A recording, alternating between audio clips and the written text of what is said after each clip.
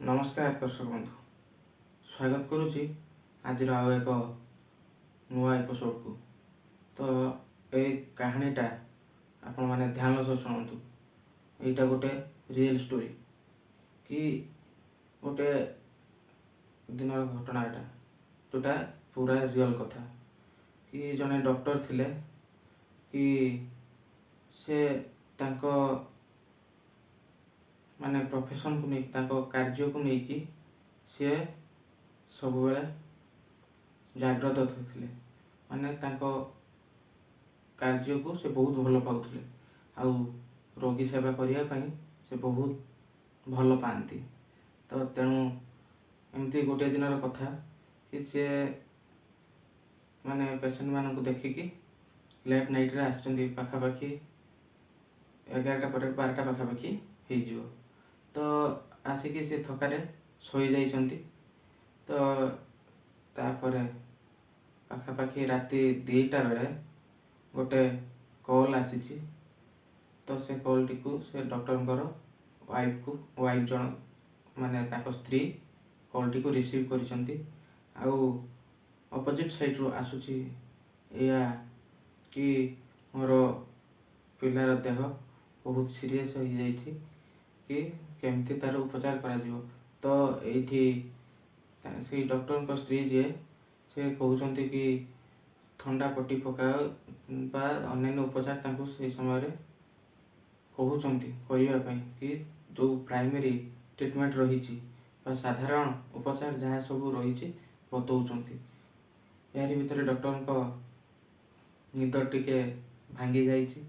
छाई निद भितर तांको निद टिके भांगी जाइछि आउ यही कथा सब तांको कान रे बाजिछि।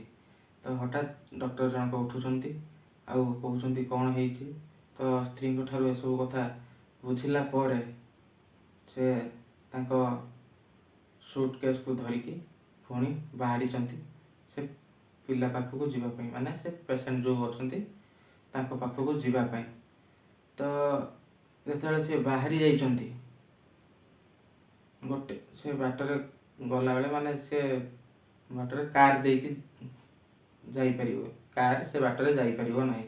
तो से जगह अन्ना पादरे चलिकी जीवाकू पड़ो गोटे सुड़ंग भाया बाट सेठारे से बाटे माने पादरे चलिकी जीवाकू पड़ो। तो ये कौन होना सी पादरे जाइछन चल चलिकी से सुड़ंग बाटर जाउथिबा समय रे कौन होना जने लोक थिला कहला ए डॉक्टर तुम पाखरे माचिस अच्छी कि। डॉक्टर जनक अटकी गले पाखरे जो माचिस थिला माचिस खोलिले लगेकी से जो अपर पक्ष जो लोकटा थिला से सिगरेट रे लगे देले। लगेवा भितर से लोकटीर मुह को से देखिचंती। तो पुणी से तांको काम रे जाइचंती। तो फेरु फेरु पाखापाखि 3टा 4टा राति हो जाइछि 4टा पाखापाखि हो जाइछि। पुणी से बाटरे रिटर्न करुछंती फेरुचंती। तो फेरिया बाटरे पुणी से समान लोकटी तांको डीएसएल मागिछि। डीएसएल मागिया भितर से पूर्व भली डीएसएल लगे सिगारेट रे लगे देकी आसुचंती।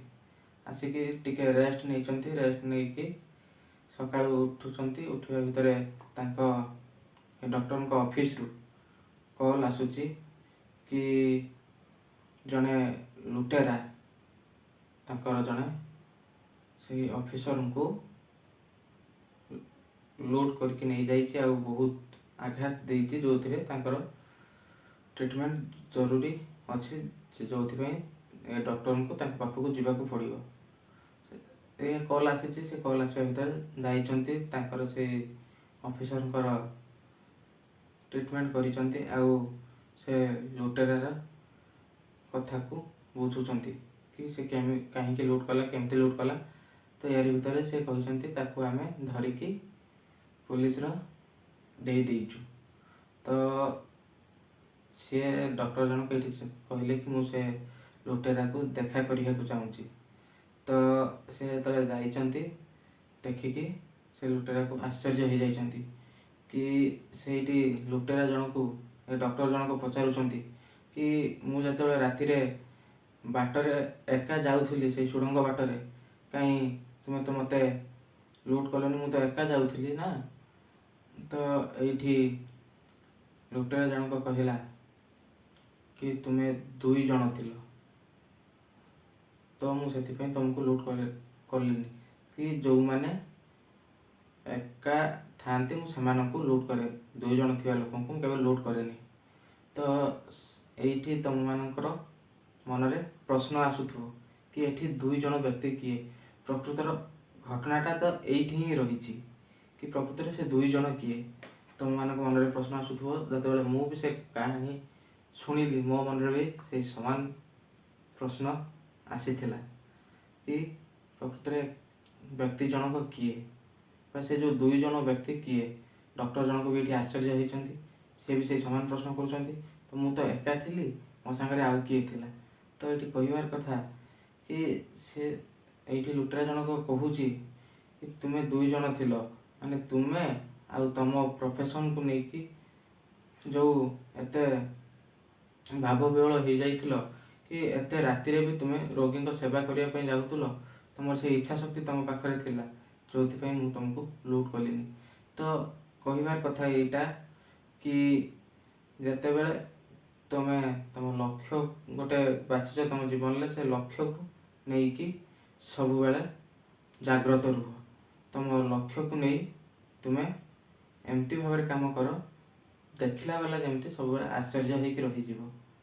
ତ ଏଇଟା ହେଉଛି ଜଣେ ଆମେରିକାର ଡକ୍ଟରଙ୍କର କାହାଣୀ, ଯିଏ ତାଙ୍କ ବାୟୋଗ୍ରାଫିରେ ଏହା ଲେଖିଥିଲେ କି ସବୁବେଳେ ତୁମ ଏମ୍କୁ ନେଇକି ତୁମେ ଆଗେଇ ଚାଲ, କି ଯେମିତି ସମସ୍ତେ ଭାବିବେ ତୁମ ସହ କେହି ନା କେହି ଜଣେ ଶକ୍ତି ସବୁବେଳେ ତୁମ ପାଖରେ ଅଛି ଆଉ ତୁମ ପାଇଁ ହିଁ କାମ କରୁଛି। ବୁଝିବା ଲୋକ ନିଶ୍ଚିତ ବୁଝି ଯାଇଥିବେ।